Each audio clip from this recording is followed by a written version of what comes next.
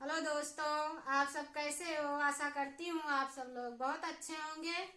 मैं एक नाच गीत गाने जा रही हूँ, जैसा लगे कमेंट में जरूर बताना। अपने पति का ढूंढन निकले राम जोगिनिया बन के ना। अपने पति का ढूंढन निकले राम जोगिनिया बन के ना। राम जोगिनिया बन के ना, राम जोगिनिया बन के ना।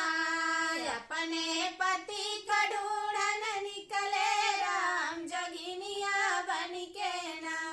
बाग में ढूंढे बगीचा में ढूंढे, बाग में ढूंढे बगीचा में ढूंढे। पत्तवा उलट पुलट के देखे राम मलिनिया बन के ना। पत्तवा उलट पुलट के देखे राम मलिनिया बन के ना। अपने पति का ढूंढन निकले राम जोगिनिया बन के ना। अपने